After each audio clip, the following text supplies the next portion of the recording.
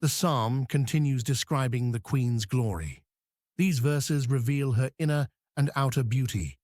The focus shifts from her relationship with the king to her appearance and entrance into the palace. Verse 13 begins with a declaration about the king's daughter. The king's daughter is all glorious within. Her clothing is of wrought gold. Psalm 45, verse 13. The phrase king's daughter refers to the same daughter of Tyre mentioned in verse 12. Is all glorious within speaks of her inner character. Her glory is not superficial, but comes from her character. This inward beauty surpasses outward adornment. True worth lives within the soul. Her clothing is of wrought gold, describes her outer garments. Wrought gold means gold worked into fabric, creating sophisticated patterns. This expensive material shows her royal status. The gold threads woven through her clothing catch the light and display magnificence. Her outward appearance matches her inward worth. This combination of inner and outer beauty matters. Peter writes about godly women, whose adorning, let it not be that outward adorning of plaiting the hair and of wearing of gold, or of putting on of apparel, but let it be the hidden man of the heart, in that which is not corruptible, even the ornament of a meek and quiet spirit, which is in the sight of God of great price.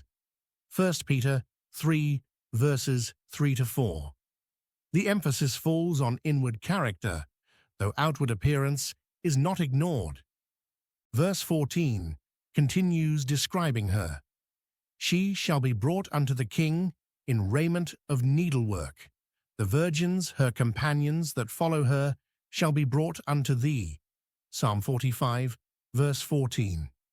Shall be brought suggests she is escorted. In raiment of needlework describes embroidered garments. This detailed work shows craftsmanship and value. Each stitch creates patterns of beauty. The labor invested in these garments shows her worth. Nothing cheap or common adorns the king's bride. The virgins, her companions that follow her, introduces her attendants. These young women accompany the bride in her procession. They share in the celebration and honor. Shall be brought unto thee shows they also enter the king's presence. They take part in the queen's blessing because of their association with her.